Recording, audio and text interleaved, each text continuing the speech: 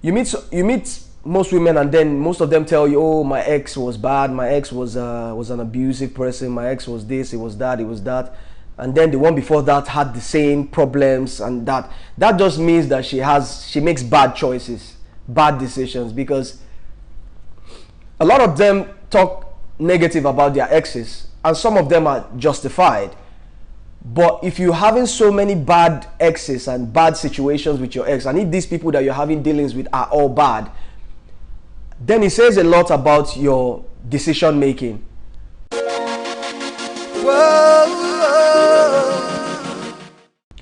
Hi guys, and welcome to our channel. Today we're going to be talking about the traits and the types of women to avoid if you're looking for someone to marry or to go into a relationship with. And we're going to be talking about that right now. This is the opinion of people who I've had conversations with, and that is where this topic came out from. I was sitting down with a group of my friends, and most of them, some of them married, some of them not married. And so I was asking them, I said, tell me, what are some of the red flags, or what are some of the things that if you see outrightly, or if you hear a woman say outrightly, make her someone that you would not even go close to when it comes to marriage or when it comes to long-term relationships. And unanimously, this is the list. This is how it came.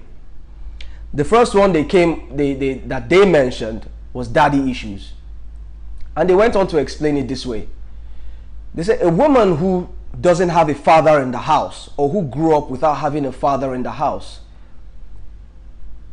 does not have that know-how, that interpersonal relationship with dealing with a man, does not have that, has not been led by a strong man in the house. So what they were saying in essence is, when you meet a woman who you ask and you say, and the woman tells you that, oh, I was raised by my mother, my father wasn't in the house, it becomes a problem, because that woman has not been well taught, or well, I don't want to use the word groomed, but well taught on how to deal with a man by her father.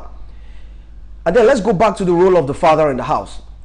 The father's role in the house, apart from every other role like provision and protection, is also for his female child to kind of lead them. And why I agree with this is, most of the women that I have come in contact with that grew up with their father, they always had a better relationship with men. I say most, there are always exceptions to every rule, but most of the ones I've met always had a better relationship with men, because from young age to growth, they've had that male figure in the house to guide them and to lead them. The second thing that they mentioned was, I mean, this just seems to be coming up everywhere, and it's frustrating. Baby mamas / single mothers.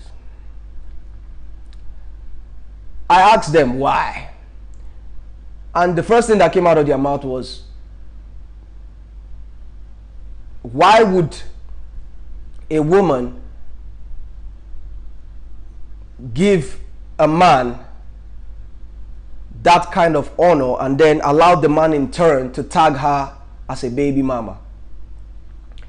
So I flipped the script and I asked myself this question: if I was a woman, obviously I'm not, but if I was a woman, as I am now in this modern day and in this continent of Africa where we live, and I was having something with a man, if I know in my heart that that man is not ready to have a child, I would do all in my power to ensure that I don't get pregnant for that man. I would do everything humanly possible. And thank God we have so many contraceptives now. We have so many. The ones you take before, the ones you take after, the ones you take 2 days after. There's so many. So if I was a woman, would do everything humanly possible. If I know that I'm having something to do with a man that I know is not ready, I will protect myself, protect my dignity, and avoid it.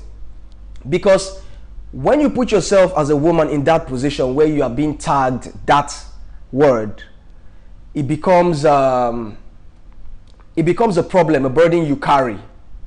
I remember talking to a friend of mine that has a child, a good friend of mine. I think she's about 30. she was telling me one time that that she's struggling to find suitable relationships. And I asked her why. She said, because who wants to carry a woman that already has a child? I said, how do you mean? She said she already has a child. That's a responsibility on the man's part. And it was at that point in time that I started to understand that it really, really doesn't help when you put yourself in a position where you end up having a child. If I was to advise my daughter when I have one, because I don't have one at the moment, but if I'm to advise my daughter when I do have one, I want her to live life protecting herself first. Don't think another person is going to protect you. Don't think the man you're with is going to be sensible. You protect yourself.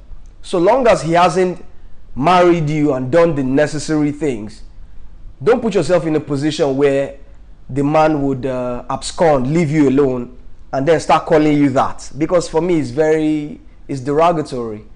It's disrespectful. And unfortunately, a lot of women put themselves in that position. I don't know why. So the other one that they mentioned was toxic females. Toxic. And they said, a toxic female, I asked them what are some of the traits of a toxic female. They said she's aggressive, she's foul-mouthed, she always wants to fight, and she will never give you peace of mind.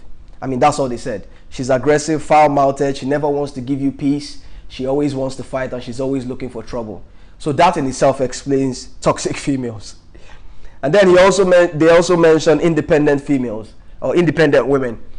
The women that go out and say, I don't need no man, you know, I have a job, I have a degree, I have this, I have that, I have that. Before you even ask them their name, they're already listing out all their achievements and all what they've been, all their accolades. He said those ones, you stay away from them, because you can't lead those ones. You can't tell them which way to go, because they feel they know it all, and they feel that there's nothing you can tell them that will make any sense. So it's not worth it.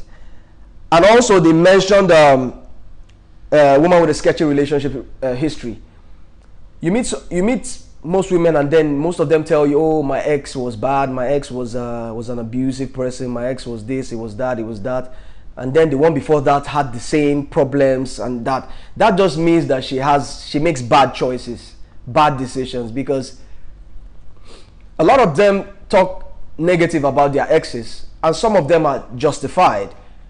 But if you're having so many bad exes and bad situations with your ex, and if these people that you're having dealings with are all bad, then it says a lot about your decision making. It says that you're not a good judge of character, and you don't actually know how to balance certain things. So it says a lot about you than the other person. If you're telling me that your last 3 boyfriends or your last 3 relationships, those people have been toxic, they've been bad, they've been dangerous, it says a lot about you and the choices you make. And then this one, it says angry women. I mean, we laughed when he mentioned this. So women who are just generally angry, who you can't do anything to make them happy. They're just angry. They're just generally angry. And I say this, I need to add this. Most of that anger may come from childhood trauma as well. Childhood trauma, not being loved from the young age. And it's unfortunate that a lot of these ladies carry it from childhood to adulthood, and then it becomes a problem when it comes to the relationship side of it, because before a man says one, you've already yelled, and you know the man you've chased the man away. So these are the few things. And then also women need to understand that men are not looking for a problematic, or if I may use that word, a problematic woman. Men just want peace of mind. Peace of mind. Peace. I was talking to a friend of mine who is married, and she told me, she said, I asked her, I said, how do you cope? You've been married for over 10 years. How do you cope? She was like, men don't need so much. Men don't need a lot. You see that peace of mind? Based on what she said, just give him that peace of mind. Cooperate with him. Stay in your femininity. You know? And that is when you have control over that man. That is when you have control. A lot of people, when they hear the word submission, they think something like, oh, you're trying to control me. But no, submission has nothing to do with control. You know, and in some cases, submission goes both ways. when you submit and you cooperate, you get abundance of love back. Because naturally, women are meant to be protected. Women are meant to be cared for. But if you are telling a man that you are with, or a man that you potentially can be with, that you don't need him, you are independent, you can protect yourself, then he has no need to feel like he has to protect you. You know? So having said that, I want to thank you for watching today, and also I'll see you again next time. Bye-bye.